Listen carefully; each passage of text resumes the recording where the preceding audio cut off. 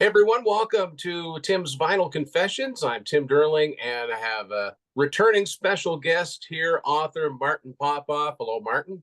Yes, how you doing, Tim? Look forward to this. Very good. We are here to talk about, well, one of Martin's latest books, and I'm pleased to say this is one I actually took part in. This is Pictures at 11, Yeah. Robert Plant, Ooh.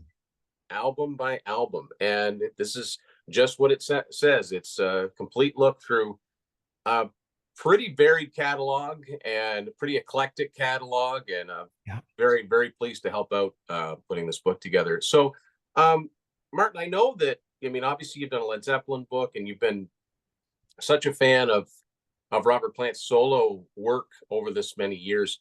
I'm a little surprised it took you this long to come around to doing a book about his career. Was this a long time like brewing, like your idea for it? Yeah, this is an interesting process. I mean, the first ones of these that I did were for Voyager Quarto years and years ago, and we've got another one in the works now too. But yeah, at that point they were all like coffee table books, hardcover books. And I can't remember whose concept this was. It might even actually they might even come up the idea to do these. So the idea is to assemble a panel and go through every studio album by these bands, and I'm just kind of the moderator, the Q&A guy. So they stopped doing those, and they actually stopped even doing music books for a while. And always in the back of my mind, I had this list of artists like this that I thought, even on more of a trade paperback level or whatever, which is how these have happened with Weimer, my UK publisher. There was this list of artists. I still would like to do a Kate Bush one. I still would like to do a Peter Gabriel one, but Robert Plant was always on the list because I was a huge fan early on. I figured it could possibly do well. He's a big famous guy. He's one of the most famous rock stars of all time. This long, distinguished, appreciated catalog.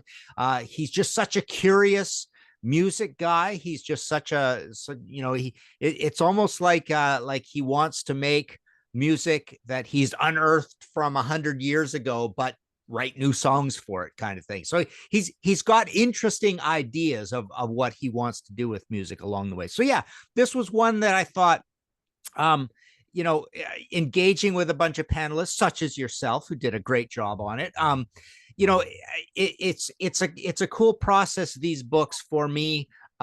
Just listening to other people's opinions and learning new ways to look at these things. To prepare for the day for today, I've got my Robert Plant Manic Nirvana scarf.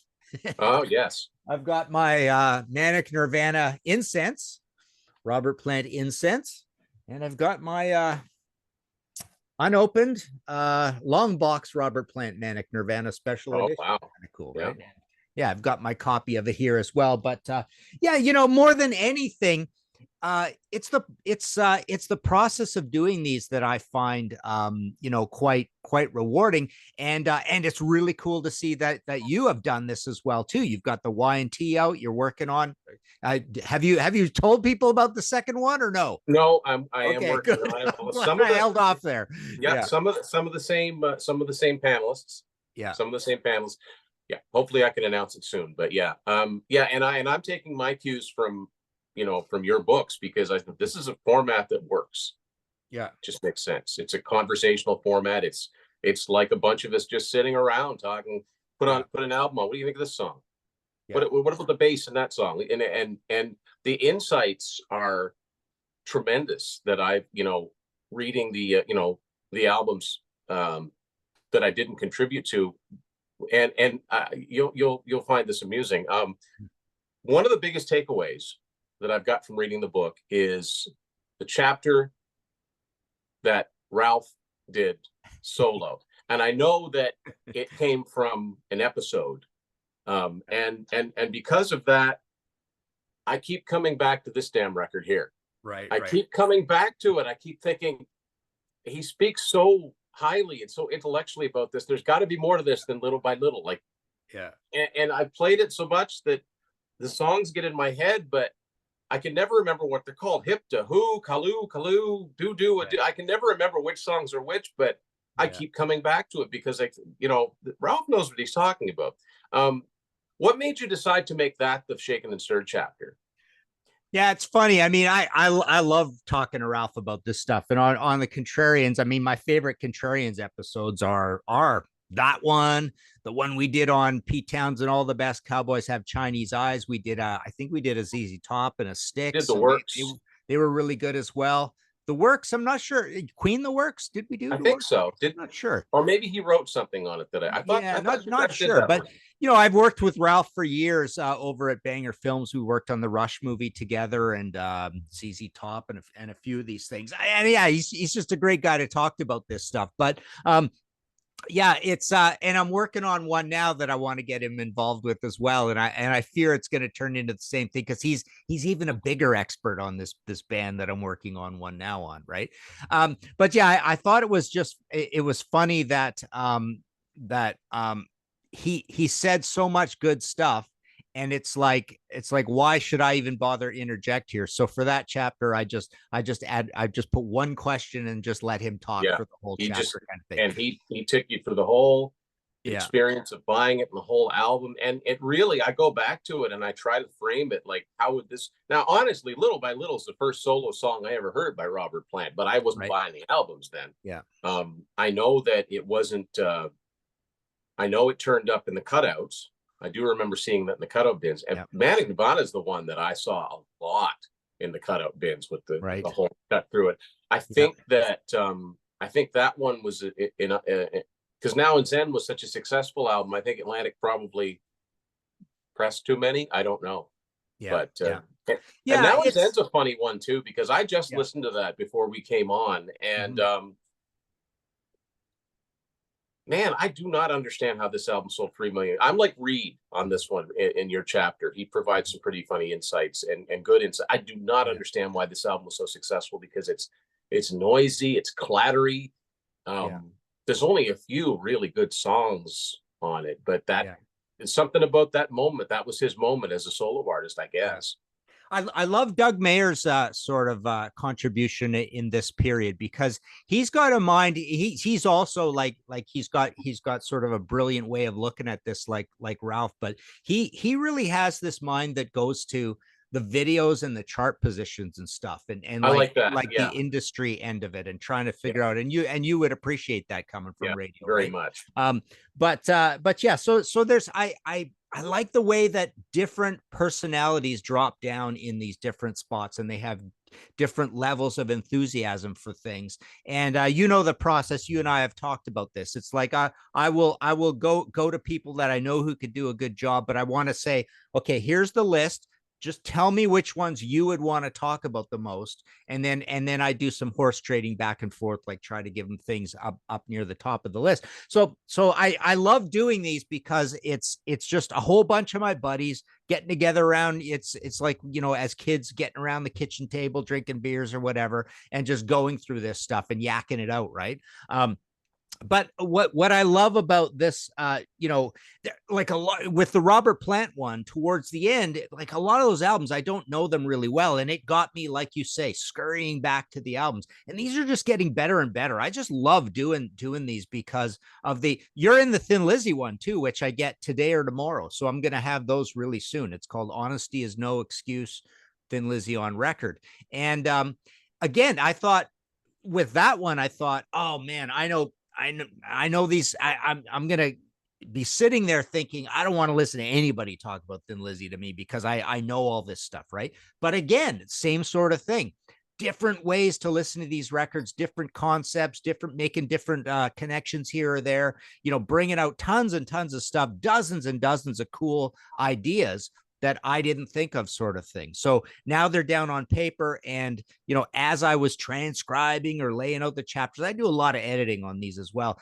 I would like, oh, I got to go to YouTube and see what he's talking about with that live performance or whatever, or I got to see that video the way he describes it. That's really funny. So it's like I was entertaining myself with that band as I'm working on the book, based on recommendations from all you guys. So that's a really cool part of these as well. So I've always wondered about this format, and you and I have talked about this a lot. Like how much do people like it? Do people think it's stupid? Like, I don't care what these people think or whatever.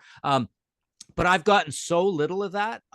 Basically, I think people do like this format. And granted, as you and I have talked about, we want to edit these people down and take out the ums and ers and the broken sentences and stuff. So it is readable.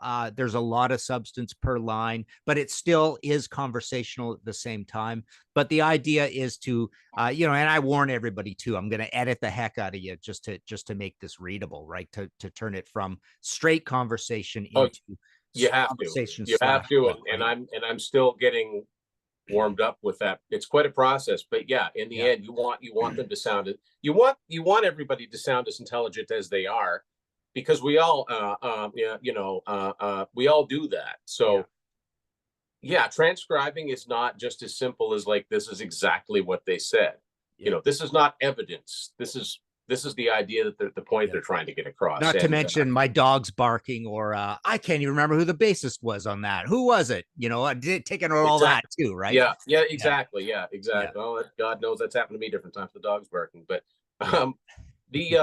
yeah, I love Doug's insight with the chart info, because that's fascinating to me, how Atlantic would want a particular song to be pushed, and Robert would not, but they'd kind of push it anyway, and it would get a lot of airplay and sell a lot of records for him. Really interesting. There's times when, especially in the 80s, when he would embrace the commercial side of things, but then, slowly he backed right away from even caring about doing anything remotely commercial.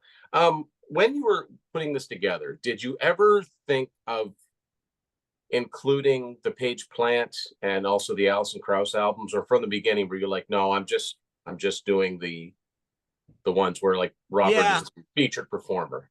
I thought about them. But the problem is, so what I've noticed with these books, like I say, I'm at 10 or a dozen of these things now, including the ones I'm working on now. I've got 4 on the go at the moment. But one of the things with these books that I thought strictly to begin with, and it's loosening up a little bit now. Right now I've got one where I'm including comps and live albums and things like that, is the number of albums, right? The number of albums really dictates for a book. You want a book to come in at around 75,000 to maybe 105,000 words. That's kind of the sweet spot of a normal book, of a 250 page trade paperback. And it must be said that we do have a color section of, where is it there? Color section of photos in here as well. Great photos there. And to be honest, I'd forgotten that I had sent you some. I forgot I'd sent you some pictures. Shameless plug. Exactly. The 8-track of pictures at 11. That's still one of the rarest ones that I have, actually, because it's retail. But cool. I think it's important to document. That sort of stuff. And the black, it comes out good in the black and white. It's like my Y&T book. It came out really well. And like that, when you talked about, criticism, I've gotten one review on Amazon where basically somebody said, oh, make up your own mind. Never mind what this cast of characters has to say.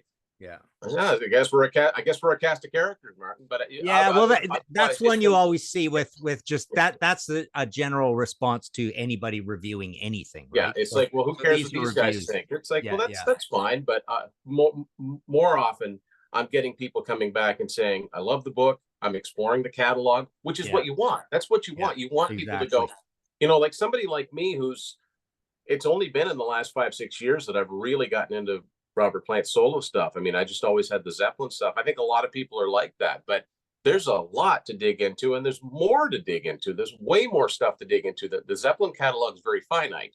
It has a very distinct beginning and end. But sorry, I didn't finish your answer to your question. So I thought of I didn't. So it's a number of albums, but I didn't want to put anything that was a duo situation. And then I love to death Walking into Clarksdale, but the first one, now it's Page Plant and you're mixing it with Led Zeppelin material. Some of it's live, right? Yeah, like, it seemed like there was an obvious cutoff point. I mean, it's enough to even call these things solo albums, because so much of it is really about the band and the collaboration and the concept and stuff. But it is fascinating going through the later the later career, because I feel like from Dreamland all the way to the end so far with Carry Fire, I think you've got a set there, and you've got this sort of Searching Years middle part, and then you've got the first two, which I think are the sacred texts. You know, they're the closest to Zeppelin. I love Robbie Blunt as well, even though he's on the third one too. But it's a fascinating journey with this artist, because the guy just loves music so much, and he's so curious about sound. And I think one thing that I learned throughout the journey with this book is that he learned how to make the best use of his voice as it aged, right? Yeah. And so he realizes he has, I find that he realizes he has a beautiful, beautiful singing voice, and he's a good singer, but it's almost like at a whisper or a murmur sort of thing now. And that's fine, because, you know, really, what are the components of our favorite singers, right? It's what is your voice like, and how good a singer are you? It's two things, right? Yeah. And so he actually has both of those things now, but there's no point just trying to strain all the time, because it's just distracting, right? So he does have a really, really cool voice, and he combines it with all this, like I say, just strange technology. It's kind of a hipster thing, right? Is a thing I went back to a lot. Very much so. And I kept hammering people on that point with the question, because it's I find it's the most fascinating thing about him. I think he really, really wants to be a hipster. He wants to be that Austin, you know, kind of guy, right? I think there's a part of him that wishes he was an underground indie folk artist and not Robert Plant, you know, the Golden God, and you know, singer of X amount of Diamond albums, and you know, he definitely has that. You know, I think there's a real case of, you know, the grass is greener on the other side. Let's go to the other side for a while. Let's see what that's like.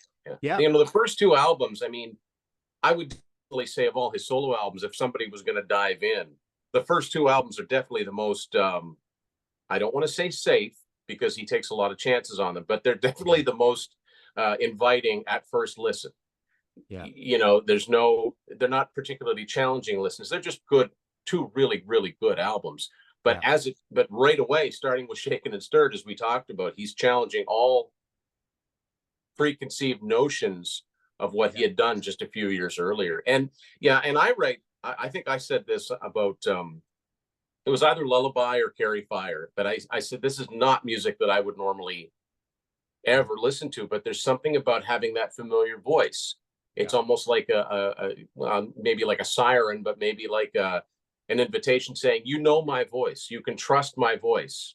Come on in, have a listen, see what you think. And that's really what it is, because even when he is singing in that lower register, he's instantly identifiable. And not every singer has that as they get older. Like if someone's only known for doing the belting or the really high singing, once you lose that, what have you got? You know, you can, and there are so many tragic examples in classic rock, and peers of Robert Plant and guys that are 10 years younger than him that just can't do it anymore, and yet they're still out there on the road trying to do it.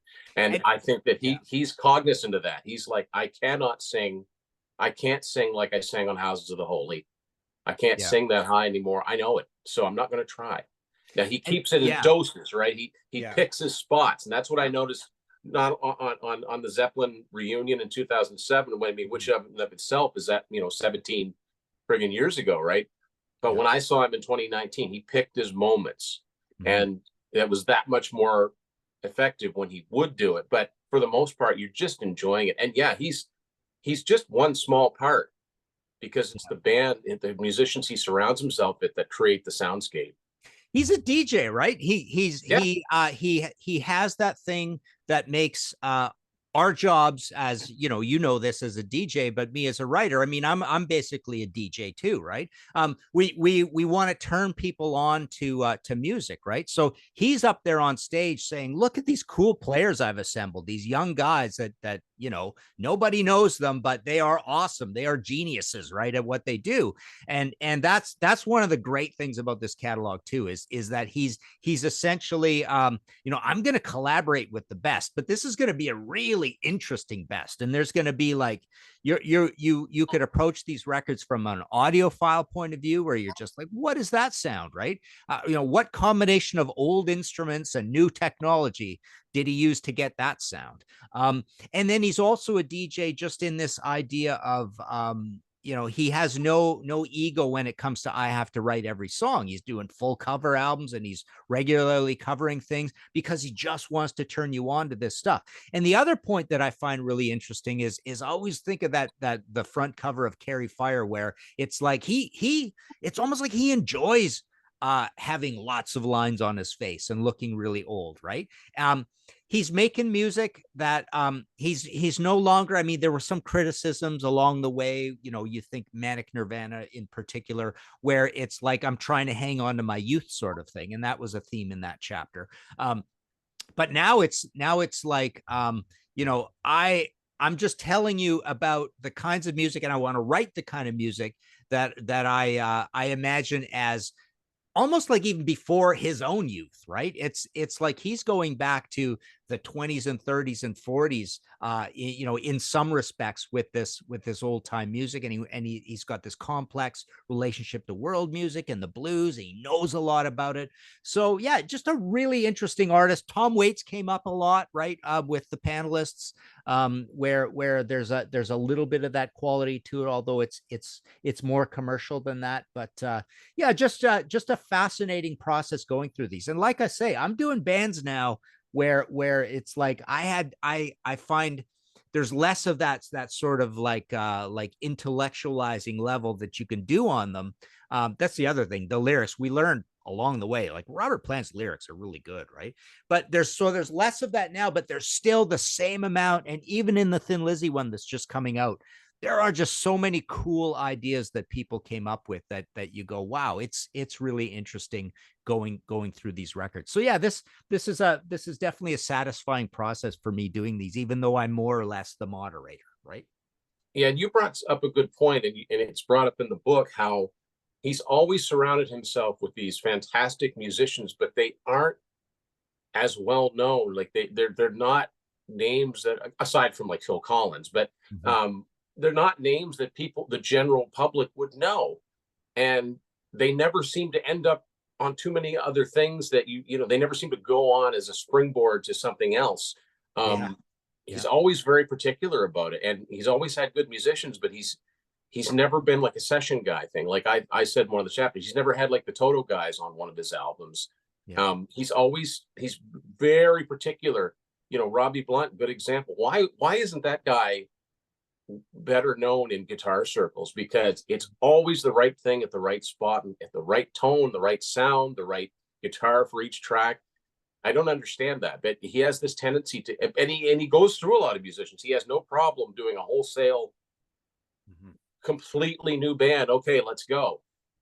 Fearless. There's a lot of fearlessness in what he does. And as far as the Carry Fire album, where it's just him front and center, it's almost like him saying, hey, this gray hair, these wrinkles, I've earned every one of them, and he has had a pretty crazy life. I mean, ups, downs, everything in between. And he's always very cagey about it in interviews. He never really says anything too plainly. And yet some of his lyrics are very plain. There's nothing really to decipher about them. Some of them are a little deeper.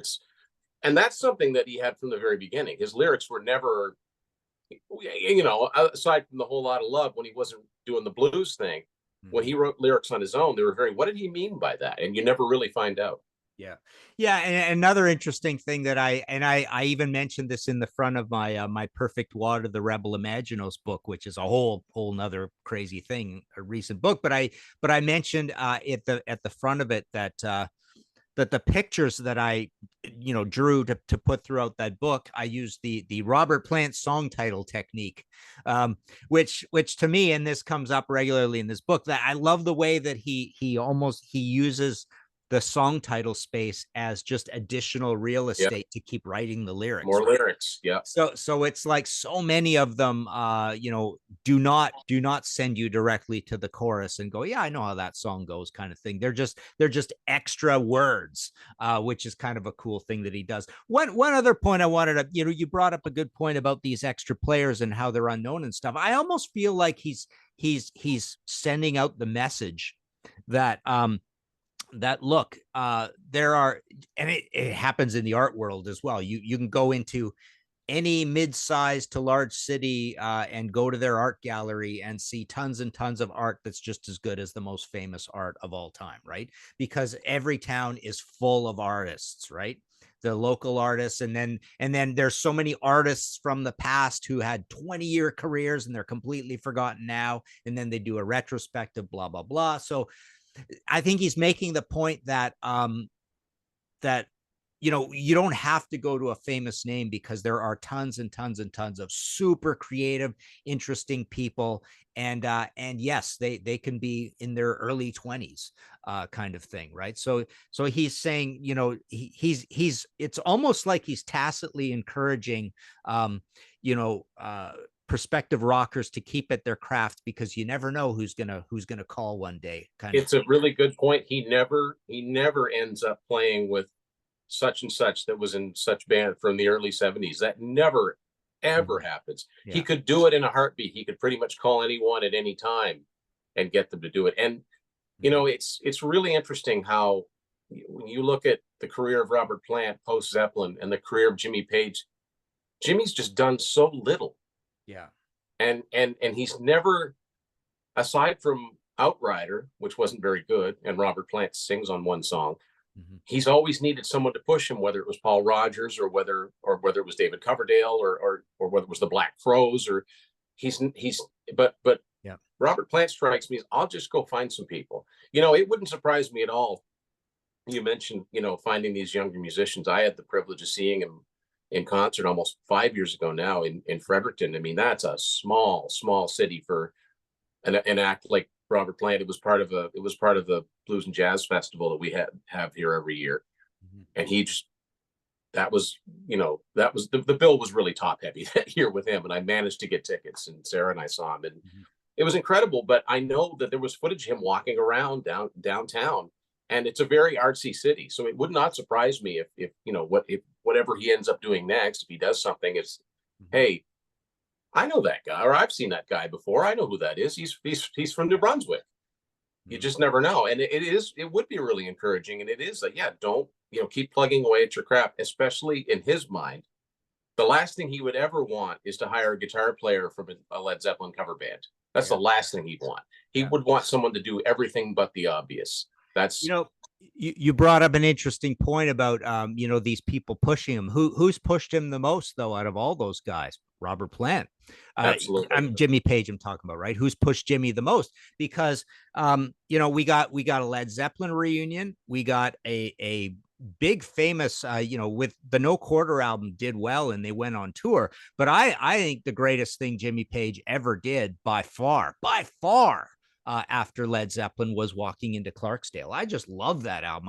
To me, that's the lost Led Zeppelin album, and I keep raving to people about it that way, because it's funny. It is really loose and dangerous. It's like a combination of later Robert Plant and Page Plant, or early Robert Plant, or early Led Zeppelin. It's like, here's three components crossed with later Robert Plant, and you get Walking into Clarksdale. A lot of songs, one or two. I mean, they wrote most of it.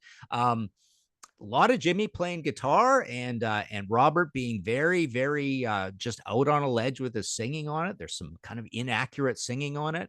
I just think Robert is the one who actually pushed Jimmy the most out of anybody to he kept Jimmy busy for most of the 90s too, because I mean, they toured both of those records. Yeah. They went all over the world touring them. And then after that, what has Jimmy done?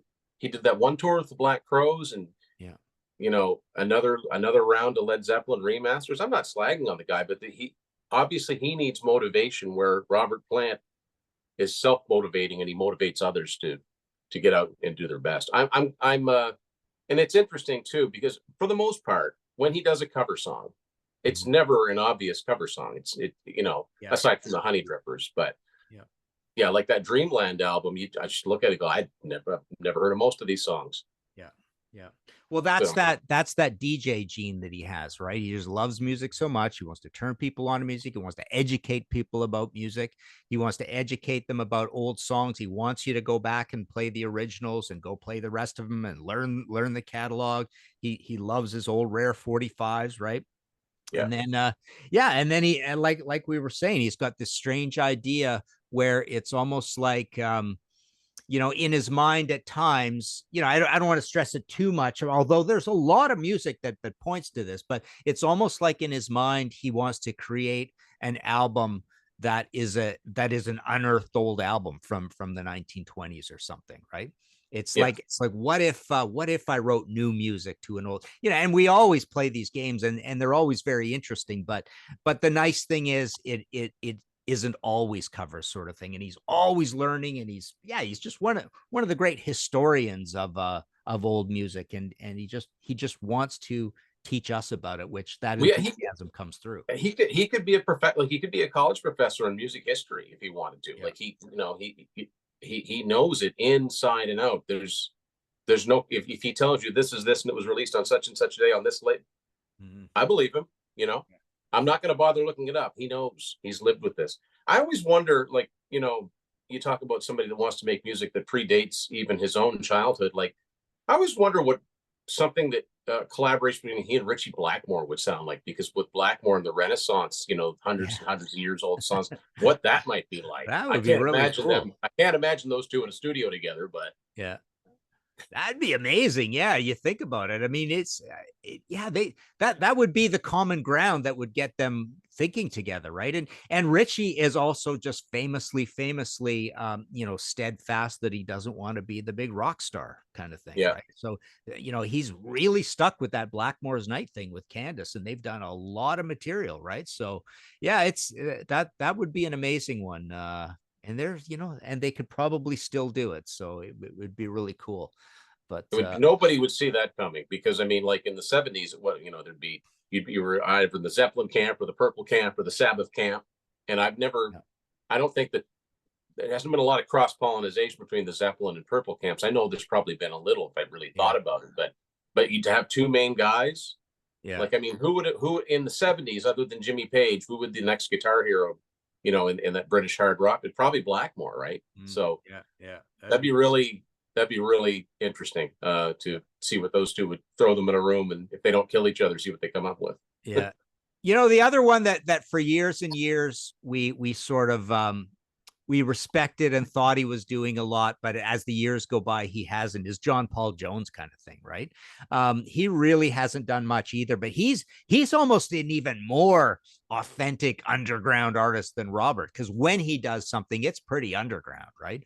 But what a talent, man. What an Yeah, incredible artist. His solo albums and working with Diamanda Gallus and all that kind of stuff. Like, wow. and he's Yeah, got no it's problem joining a band like them Crooked Vultures. He's got no yeah, problem doing a project like that. He's got no yeah, ego yeah. about it. Yeah, So a little bit of production along the way, but yeah, it's just the other thing I find interesting about this Robert Plant catalog is that it reminds me a little bit about Kiss in the 80s, this idea of Kiss goes through the 80s, and people are generally like tolerating them. They're around, they're doing this, they're the biggest hair metal band even though they're from the 70s, or they're the most hair metal band, put it that way, not the biggest, but they're doing all these records and they're sort of tolerated or whatever, and they struggle to gold and the odd platinum or whatever, right? But then 20 years down the line, you look back and go, well, they packed their lunch and went to work every day, right? yep, And it gives us all something to talk about. And aren't you glad those are there? And by the way, some of the latest ones haven't even sold as well as some of your gold records, right? yep. And you went on tour and you sold a bunch of tickets, and now you've got these songs, you can put them into the later set list, et cetera, et cetera. And the Robert Plant's a little bit like that as well. Like, you know, sure, these things were selling pretty good in the 80s, but he was not really particularly critically acclaimed. But now, you talk about his crazy life, part of the cool thing is you look back and see that he was prolific.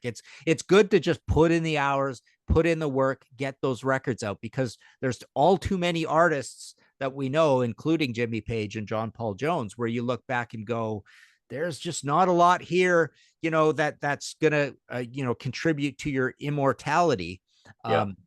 There's not this catalog of work that will live on as long as the earth lives on. Eddie Van Halen, like it's Oh that yeah, lack of activity, and it's a shame because you look back and go 20 years, nothing. yeah, 30 years, almost nothing. well, Whereas Robert Plant, yeah, even if you discount the gap between Fate of Nations and Dreamland, 9 years out of a 40+ year career doesn't seem all that much.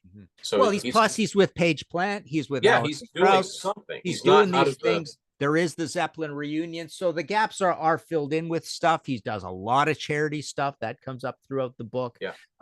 So he's doing that stuff as well.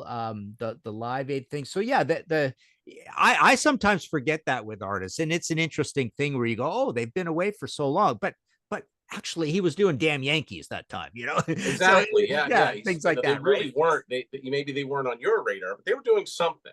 Yeah. What was his best-selling solo album? Was it Now and Zen at 3 million?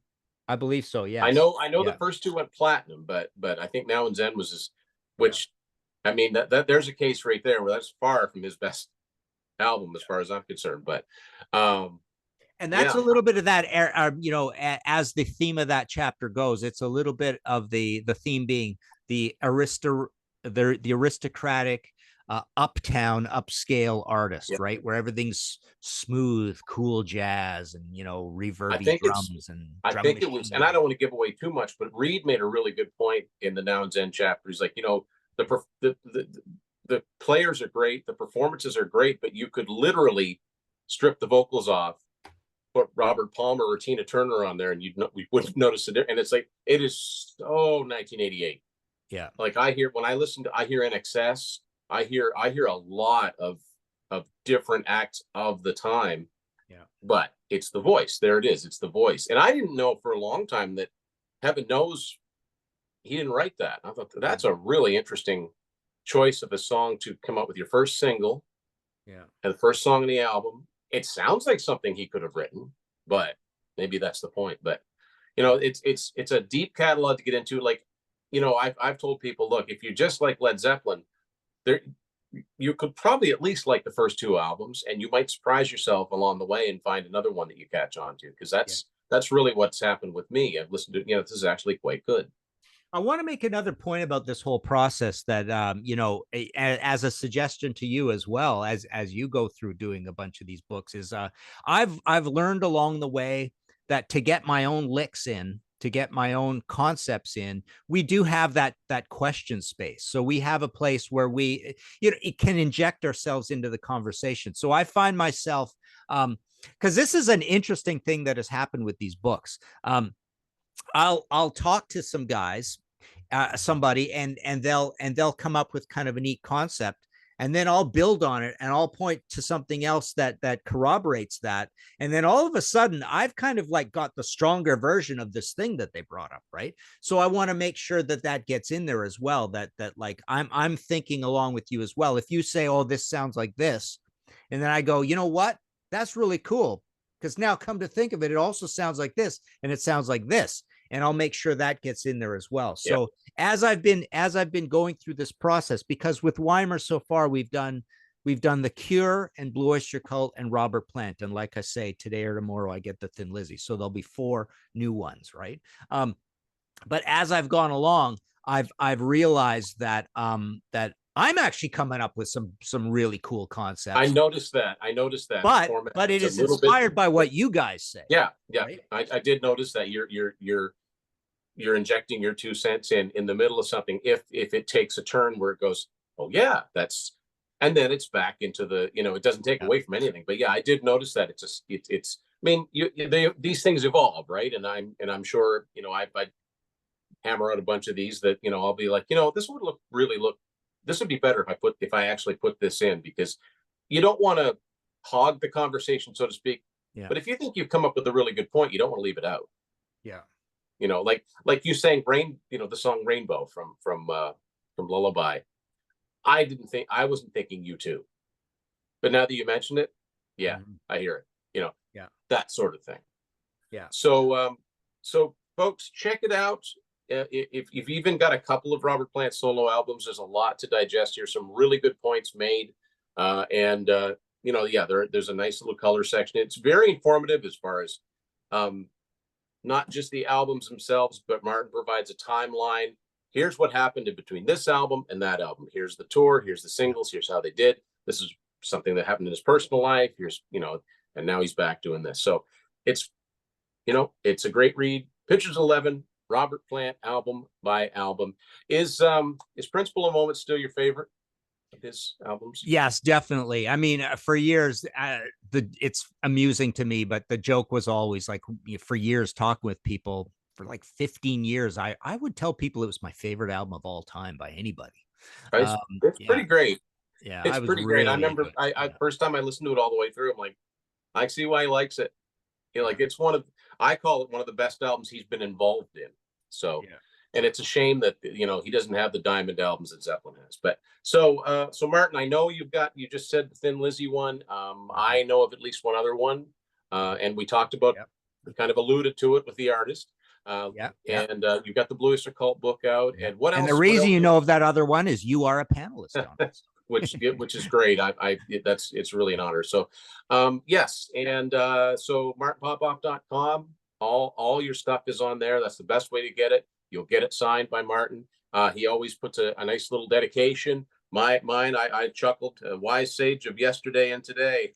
I get it.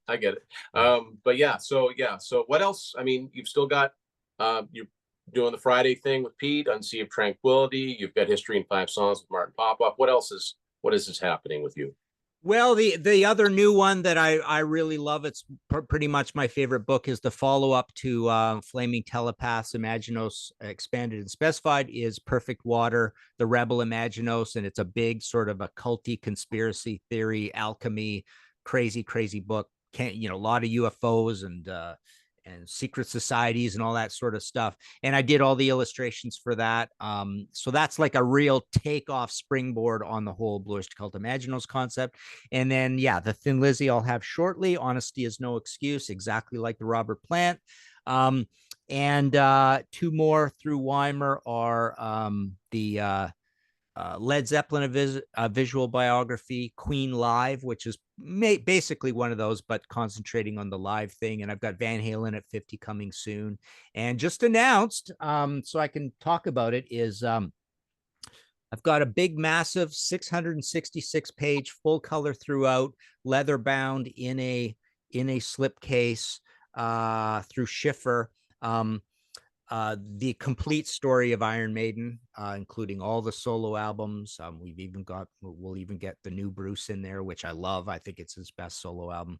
Now, did you purposely make it 666 pages? They did. Or was that just a fun coincidence? No, they did. I'm sure. I haven't seen it yet. I bet he's going to say Iron Maiden. Yeah, it's I haven't even seen any proofs of it yet, so who knows if that's actually literally going to be how many pages it is. But it's it's listing at $250 because it's the beautiful full edition, and I think there's going to be another edition as well. I don't know much about it yet, really, because I haven't seen it, but it's essentially like 350,000 words on Iron Maiden. So that's happening. ASAP and Samson and all of the related. Yeah, somewhat. Yeah. But I actually do full chapters for, I think, every Bruce solo album, the 2 British Line albums. What else? That might be it. Yeah, I didn't do every Paul Di'Anno album or anything like that, but so it's really got a large Bruce solo piece to it as well, which is kind of Bruce cool. Is almost at a point where he needs his own book. Yeah, well, he's done his autobiography, which did really well. And no, but I mean, like his own album by album book. Yeah. Well, we have lots of bands that we could still do these on, right? So yeah, I'm already thinking ahead, even though I'm in the middle of 4 of them right now, but I'm already Yeah. thinking ahead to other That's it. bits. Martin and I have discussed 4 or 5 to make Yeah. sure, which is nice, to make sure there's no overlap, Yeah. because I've got some other ideas too. Yeah. Yeah. So yeah, all the things discussed, but mostly we're here to talk about the Robert Plant one. Go get it, pictures at 11, martinpopoff.com. And Martin, thanks once again for Yes. sitting in. Thank you. Wicked. Thanks everybody for watching Tim's Vinyl Confessions. Go listen to some Robert Plant solo.